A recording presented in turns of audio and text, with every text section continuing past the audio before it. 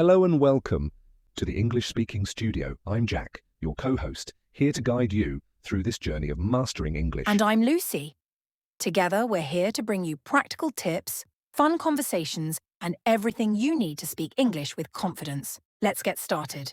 So we're going to do a deep dive on these words, and Yeah. I'm curious how many of these you think you know already. That's a good question. And it's not just about defining the words; it's about like why these words are important, how they connect to other things. Absolutely. Yeah, language is so much more than just, rote memorization. Right. It's really about how we use it and how we think and how we experience the world. Yeah. So let's jump into the first group here. Okay, yeah. So they label this as like medium difficulty words, but honestly, some of these felt pretty common to me. Like the very first one was value, Right. which basically means worth or usefulness, how much you can exchange something for. Yeah. The example they gave was how cars lose value over time. It's funny because that example makes you think about value in a very concrete material sense, like a car. Yeah. But value is such a rich concept. I mean, think about ethics and philosophy. Yeah. You're always weighing different values against each other.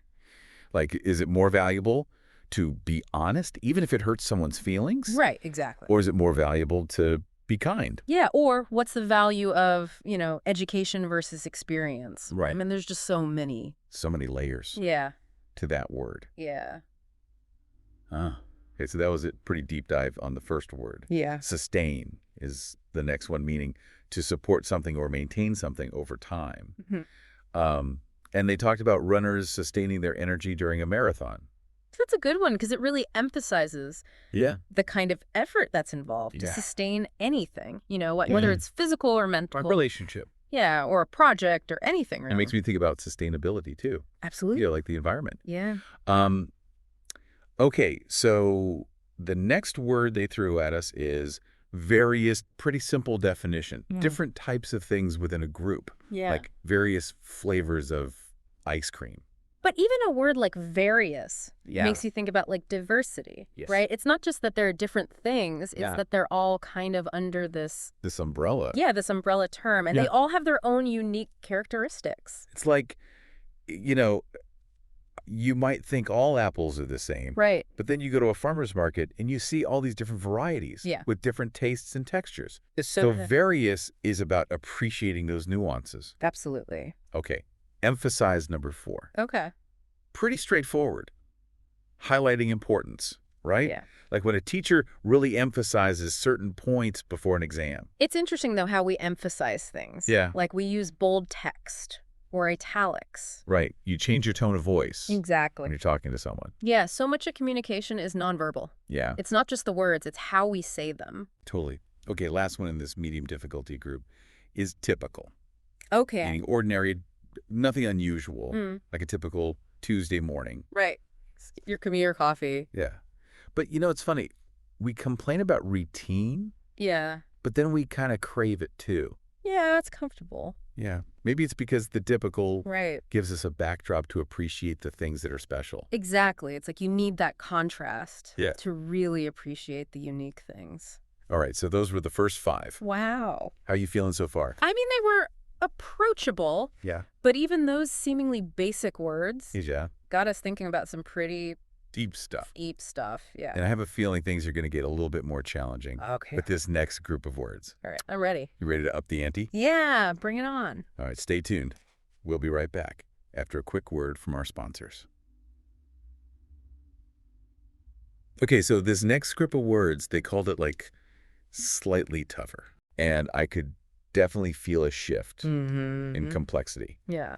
So the first one in this group is blunt, Okay. which basically means being direct and straightforward, even if it might upset other people. Right. There's kind of an edge to it. Yeah. Like you're not really sugarcoating things. Yeah. The example they gave was someone named Catherine, who was known for being blunt about her opinions.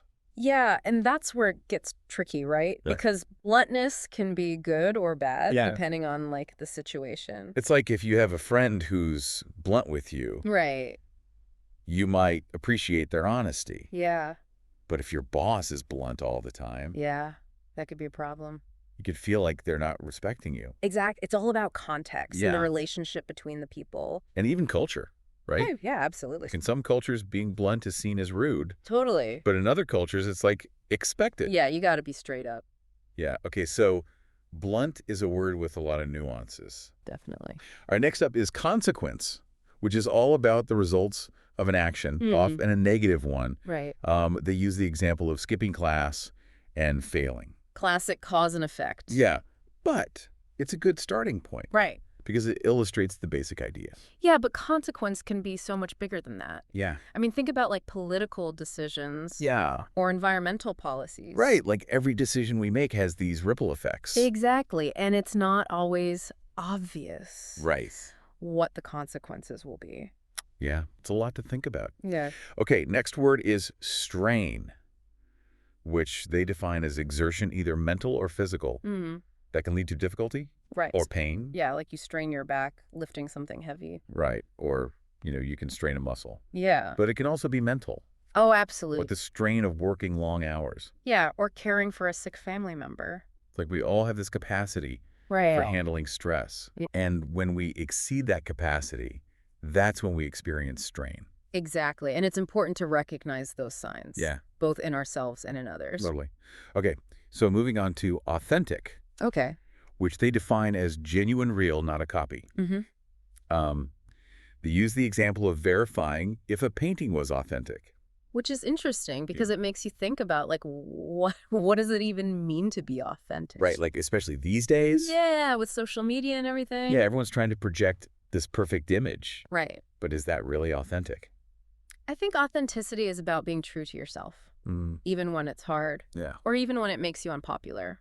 So it's not about being perfect. No. It's about being real. Exactly. It's about embracing your flaws. Yeah, I like that. Yeah. Okay, last word in this group is evolve, Okay. meaning to change over time, often becoming more complex. Right. And of course, they talked about technology evolving. Which is happening so fast. Yeah. It's hard to keep up. But it's not just technology. Right. Like, we as people evolve. We do. Relationships evolve. Societies, They've evolved. absolutely. Everything is in flux. Yeah, and I think sometimes we resist change, We do. even though it's inevitable. It's part of life. Yeah. So maybe if we embrace this idea of evolution, Right.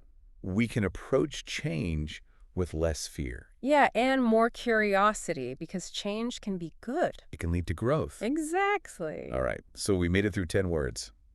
Wow. How are you feeling? My brain is like full. I know, right? So many interesting ideas. Yeah. And we still have 5 more to go. Oh, boy. And these are the ones they claim Mhm. put you in like the top 3%. The final challenge. Yeah. Are you ready? I think so. Let's do it. Okay. So we're back for the final 5 words. The top 3%. Here we come. Yeah. You ready for this? Let's do it. All right. The first one in this final challenge group is blithely. Lively, which, I've heard this word, but Yeah. I'm not sure I could give you a definition. Yeah. So they define it as like cheerfully and unconcerned, okay. even when it might be inappropriate. All right. So the example they give is like someone blithely spending money, Right. even though they're broke. Yeah, that makes sense. Yeah. So it has this kind of like, Careless. yeah, almost like a negative A connotation. little bit oblivious, maybe. Yeah. But I'm also thinking like, you could say someone has a blithe spirit, Right. meaning like they're optimistic and carefree. Yeah, just kind of like going through life Yeah. without a worry. So it's interesting how the same word can have these like Yeah. different meanings. Totally depends on the context. Yeah. Okay, next up is ambiguous, Okay. meaning open to multiple interpretations. They use the example of like confusing essay instructions. Oh, yeah, been there. Yeah, but I'm thinking like ambiguity isn't always a bad thing, Right. like in poetry Yeah. or songwriting. You want that open-endedness. Yeah, it lets the reader or listener Right. kind of bring their own interpretation. Yeah, create their own meaning. So it's not always about confusion. Right. Sometimes it's about like inviting different perspectives. Exactly. Okay, word number 13 is facilitate, which Oh. means to make something easier. Mm-hmm. The example they give is like new software facilitating communication. Right, making it smoother. Yeah, but I think facilitate can be more than just like efficiency. Yeah. Like a good teacher facilitates learning Right. by asking questions and encouraging discussions. Yeah, it's about creating the right environment for things to happen. So it's not just about doing things faster. No, it's about doing them better. All right, 2 more to go. Succinct is number 14. Succinct. meaning brief and clear. Okay. Like getting to the point, Yeah, no rambling. which is so important these days. It is, we're all so busy. Yeah. No one has time for like long-winded explanations. Right. Get to the point. And it's not just about being short. It's Yeah. about being clear. Exactly. Say what you need to say Yeah. and then stop talking. Okay, last word, eschew, Eschew. meaning to like deliberately avoid something. Okay. The example they give is someone eschewing social media. To focus on their studies. Yeah. So it's about making a conscious choice Right. to give something up. Not being forced to, Right. but choosing to. Because you're prioritizing something else. Yeah, I like that word. Me too. It's a good one. It is. All right. So there you have it. 15 words later. Yeah. Did you make it?